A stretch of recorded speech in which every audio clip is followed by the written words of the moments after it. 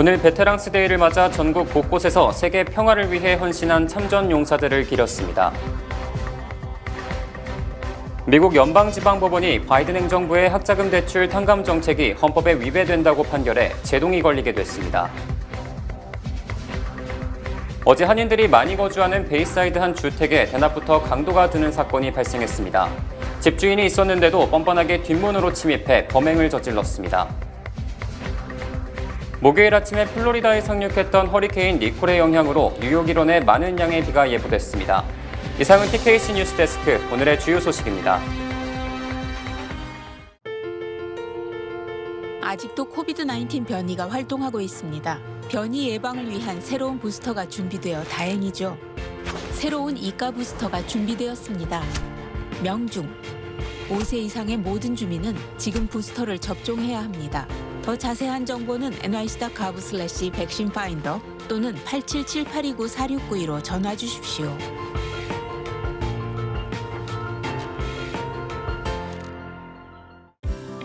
유나이티드 헬스케어는 40년 이상 메디케어 수혜자들에게 서비스를 제공해온 미국 최대의 메디케어 어드밴티지 플랜 건강보험 회사입니다. 유나이티드 헬스케어의 한국어 서비스팀은 다양한 혜택 및 수백여 개의 처방약을 코페이먼트 제로로 제공하는 향상된 2023년 메디케어 플랜을 쉽게 선택하실 수 있도록 도와드립니다. 연례 가입 기간이 12월 7일에 마감됩니다. 1877-718-3682, 1877-718-3682로 전화하십시오. 시청자 여러분 안녕하십니까? 11월 11일 금요일 TKC 뉴스데스크 첫 번째 소식입니다. 오늘 베테랑스 데이를 맞아 전국 곳곳에서 세계 평화를 위해 헌신한 참전 용사들을 기렸습니다. 제향군인의 날을 맞아 오늘 맨해튼에서 제103회 베테랑스 데이 퍼레이드가 성대하게 펼쳐졌습니다. 이는 미 전역에서 제향군인의 날을 기념하는 가장 큰 규모의 행사로 2만 5천여 명이 참여했습니다. 조 바이든 대통령은 오늘날 우리는 미국 참전용사라는 칭호를 가진 모든 이들의 헌신과 용기에 경의를 표한다고 말했습니다.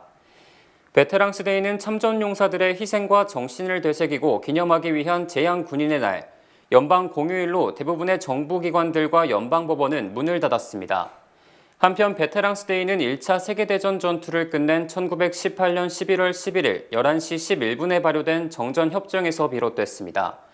제1차 세계대전은 공식적으로 베르사유 조약이 서명된 1919년 6월 28일 종식됐습니다. 그러나 일반 사람들은 1918년 11월 11일이 전쟁의 끝이라고 생각했습니다.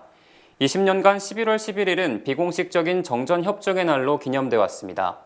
마침내 1938년 5월 연방의회는 이날을 세계 평화를 위해 헌신하고 그 후에 정전협정의 날로 알려진 날로 선포하여 제1차 세계대전 참전용사들을 기렸습니다. 1954년 드와이트 아이젠하워 대통령은 이날을 전쟁과 평화 시기를 막론하고 군복무를 한 모든 사람들을 기리기 위한 공휴일로 정했습니다. 그리고 1971년 정전기념일은 명칭을 제향군인의 날로 바꿔 기념일의 정신을 더 잘 반영하고 있습니다. 미국 연방지방법원이 바이든 행정부의 학자금 대출 탕감 정책이 헌법에 위배된다고 판결해 제동이 걸리게 됐습니다. 마크 피트먼 텍사스 북부 연방법원 판사는 어제 학자금 대출 탕감 정책은 의회의 권한인 입법권을 행정부가 위헌적으로 행사한 것이므로 즉각 무효화돼야 한다고 판결했습니다. 피트먼 판사는 26페이지 분량의 판결문에서 바이든 행정부가 학자금 대출 탕감 정책의 근거로 제시한 히어로즈법은 군인들에 대한 대출금 지원을 골자로 한 법률로 학자금 대출 탕감을 위해 4천억 달러를 쓰도록 권한을 부여한 법률이 아니라고 강조했습니다. 특히 피트먼 판사는 학자금 탕감 정책이 미국 역사상 의회 승인 없이 행정부가 의회 권한을 위헌적으로 가장 많이 남용한 사례임을 누구도 부인할 수 없다고 규정했습니다. 이에 대해 연방교육부는 즉각 연방순회항소법원에 항소할 것이라고 밝혔습니다. 바이든 행정부는 지난 8월 의회 승인을 얻지 않고 대통령 행정명령으로 학자금 대출 중 1인당 최대 2만 달러를 탕감해주는 제도를 발표했었습니다. 연방의회 예산국은 총 1억 6천만 달러의 학자금 대출 중 4,300억 달러가 탕감되며 4천만 명 이상이 혜택을 볼 것으로 추산했습니다. 어제 한인들이 많이 거주하는 베이사이드 한 주택에 대낮부터 강도가 드는 사건이 발생했는데요. 집주인이 있었는데도 뻔뻔하게 뒷문으로 침입해 범행을 저질렀습니다. 어제 오후 1시 베이사이드 34에비뉴 한 주택에 2명의 강도가 드는 사건이 발생했습니다. 집주인이 집에 있는 상황이었음에도 불구하고 범인은 뒷문을 통해 집으로 침입했으며 부인의 손과 머리를 테이프로 묶어둔 채 범행을 저질렀습니다. 해당 주택은 수십 년 전 그리스에서 이민 온 부부의 소유며 이 부부는 그리스 푸드카트를 통해 현금 장사를 하는 것으로 파악됐습니다.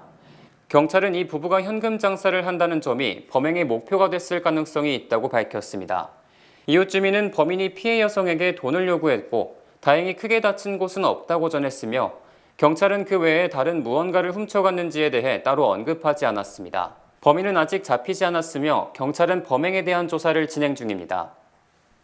목요일 아침에 플로리다에 상륙했던 허리케인 니콜의 영향으로 뉴욕 이론에 많은 양의 비가 예보됐습니다.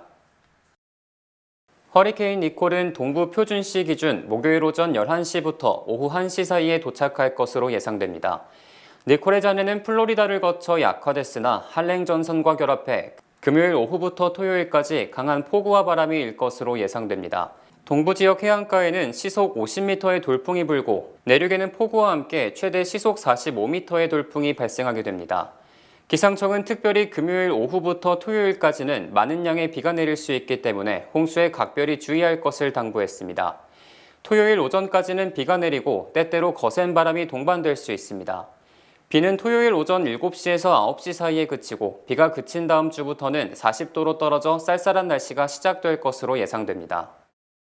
에릭 아담스 시장이 난민 신청자들을 수용하던 랜달스 아일랜드의 텐트촌을 폐쇄하기로 결정했습니다. 에릭 아담스 시장은 어제 성명을 통해 랜달스 아일랜드의 텐트촌을 폐쇄하며 맨해튼 미드타운 웨스트 57번가에 있는 왓슨 호텔을 새로 개방할 것이라고 밝혔습니다. 왓슨 호텔은 600개의 객실을 보유하고 있습니다. 이에 대해 아담스 시장은 새 긴급구호센터는 난민 신청자들에게 머물 곳을 제공하며 이들이 최종 정착할 수 있도록 지원할 것이다. 하지만 우리는 여전히 주정부와 연방정부로부터의 재정 지원이 필요하다고 밝혔습니다. 애초에 랜달스 아일랜드의 텐트촌은 난민 신청자 중 혼자 뉴욕시로 넘어온 성인 남성을 수용하기 위해 개설됐지만 생각보다 그 인원이 적어 폐쇄를 결정한 것이라고 뉴욕시 정부는 설명했습니다. 이에 따라 현재 랜달스 아일랜드에 머물고 있는 사람들은 다음 주 왓슨 호텔로 이동하게 됩니다. 이에 대해 무라드 하워드 뉴욕 이민연합 사무총장도 성명을 통해 이번 결정은 난민 신청자들에게 더 좋은 교통 환경과 뉴욕시에서의 새 삶에 적응하기 위한 더 나은 조건을 제공한다며 뉴욕시 정부에 찬사를 보낸다고 밝혔습니다. 한편 지난 봄부터 뉴욕시로 들어온 난민 신청자들은 약 2만 3천여 명에 달합니다.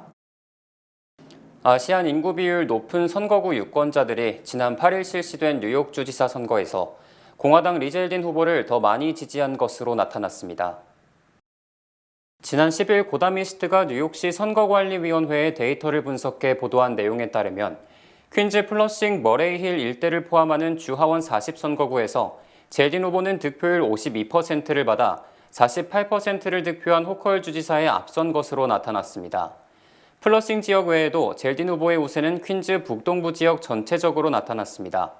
컬리지 포인트, 와이스톤 일대를 포함하는 27선거구의 경우 젤딘 후보가 57%로 호컬 주지사 43%를 앞섰고 베이사이드, 오클랜드 가든, 리틀넥 등을 포함하는 26선거구에서도 젤딘 후보가 앞섰습니다. 프레시 메도우, 더글라스턴 등을 포함하는 25선거구도 젤딘 후보의 지지가 더 많았습니다. 올해 뉴욕시의 범죄가 30% 급증하는 등 전반적으로 치안이 악화됐다는 유권자의 인식이 확산하면서 공공안전, 치안 이슈에 민감한 아시안 이민자 1세대 유권자가 많은 지역에서 젤딘 후보가 반사 이익을 얻었다는 분석이 나옵니다. 뉴욕과 뉴저지를 연결하는 교량, 터널을 이용할 때 현금으로 통행료를 내는 방식은 이제 완전히 사라지게 됐습니다.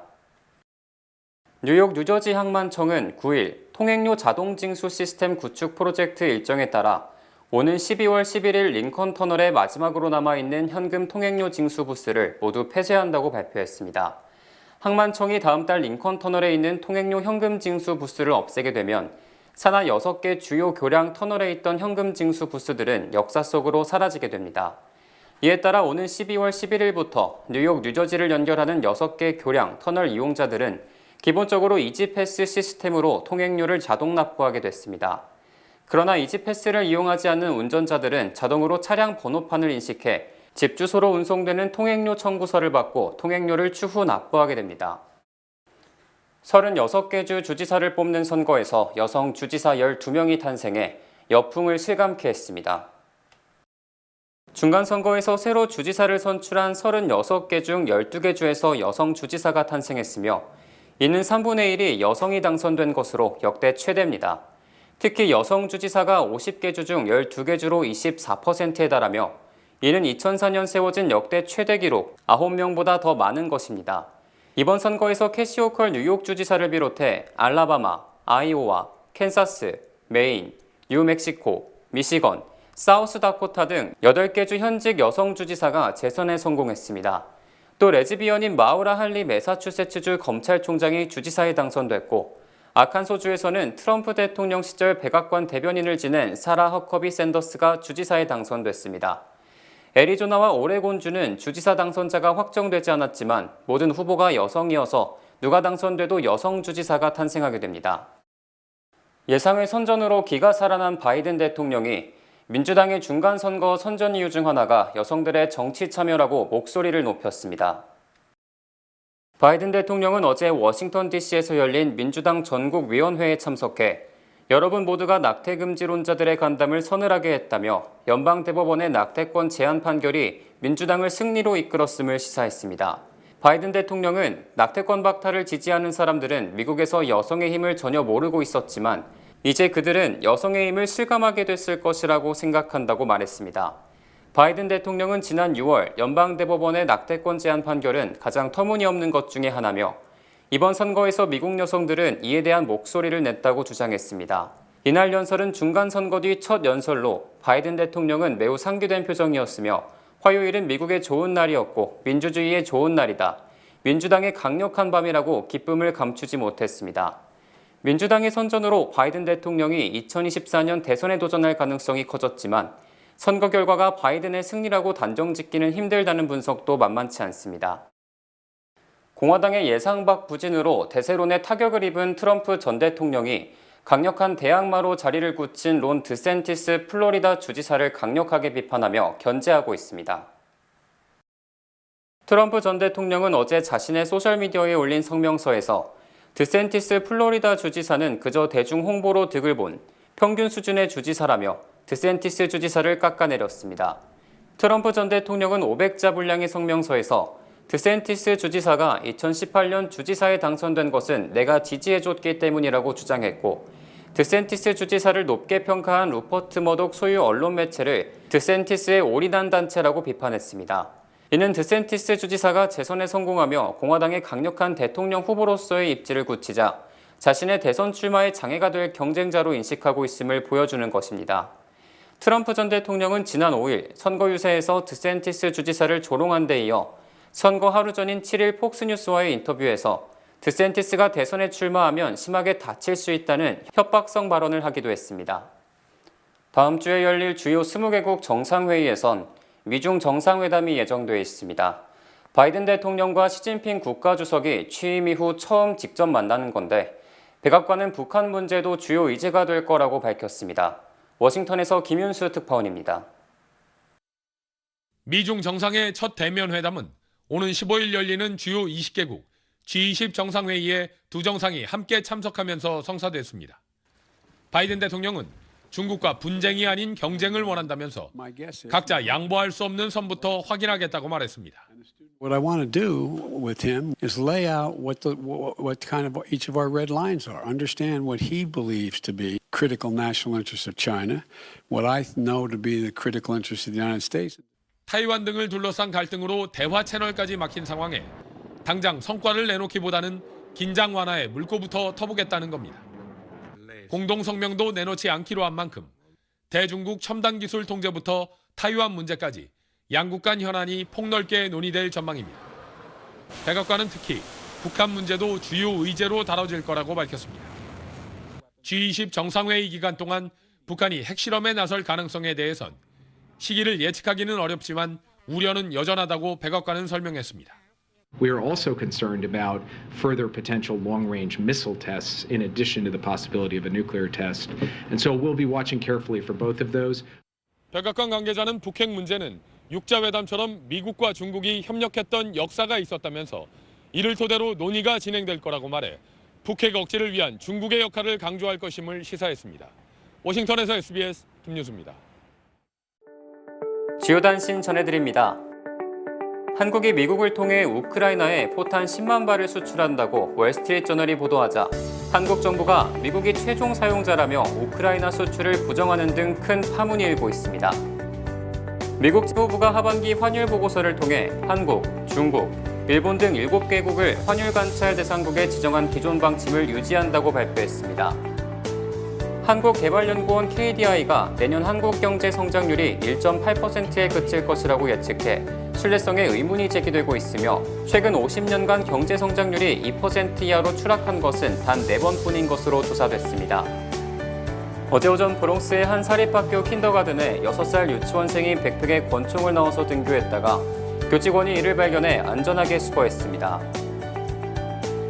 에릭 아담스 뉴욕시장이 보육 서비스 접근성을 개선하기 위한 패키지 조례안 유니버셜 차일드 케어법에 서명해 내년부터 뉴욕시 주민들이 온라인상으로 지역별 주정부 운영 차일드 케어 센터에 대한 정보를 쉽게 찾아볼 수 있을 것으로 기대됩니다. 뉴욕 주정부가 온라인 스포츠 도박을 합법화한 뒤 9개월간 5억 4,200만 달러의 세금을 걷어들인 것으로 조사됐습니다.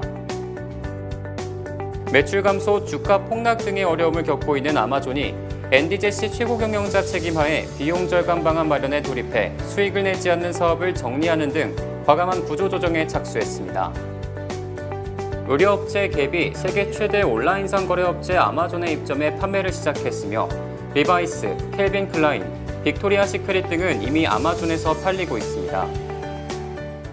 시청해주신 여러분 고맙습니다.